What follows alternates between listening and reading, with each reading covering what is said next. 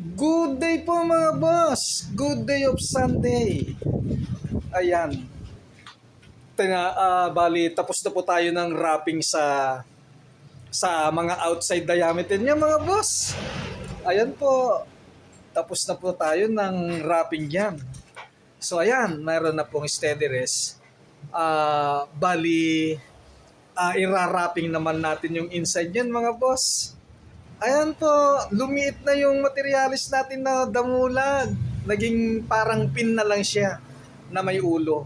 Ngayon, sa inside naman tayo, bubutasan natin yan mga idol, mga boss. Naghanda na ako ng pangbutas natin dyan mga boss. Una, ito ang gagamitin natin dyan. Yan muna ang gagamitin natin. Maliit lang muna. So yan ang gagamitin natin yan. Yan. Pagkatapos, next natin ito, next size. Next size. O, bahala na si kuya kung ito yung gagamitin niya. O, ito. Parehas lang naman ang haba ng mga yan.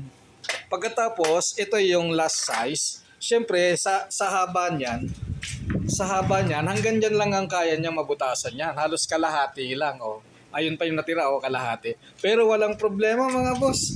Pag halimbawa nabutasan na yan, may isusunod tayong barena na kasya na yung, na madudukot na yung bandang dulo. Ayan mga boss oh. Oh ayan oh. Kaya tingnan nyo naman ang inihanda ko na barena. Madudukot na yun mga boss hanggang dulo. Ayan oh. Oh. Lumampas na doon. Oh ayan oh. Ayan oh. Tama-tama lang. Tama-tama lang yung talim natin na nakapasok. Ayan o, yan, ganyan. Ayan. Yan, no?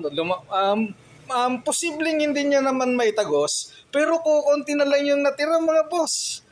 Kukunti na lang, oh. Siguro mga uno na lang yung natira, o mga 3/4. Iba pag binaliktad dyan, wala na. Kayang-kaya na pong dukutin na yung natira para matagos na yung butas. Ayan po, ganyan lang po mga boss. Maghahanda lang tayo ng gamit para mabutasan natin yung mahaba na yan na pinapagawa ni customer.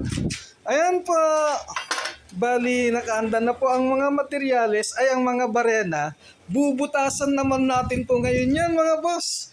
Bubutasan ni kuya para nang sa ganon ay na-wrapping na ang outside diameter at saka inside diameter.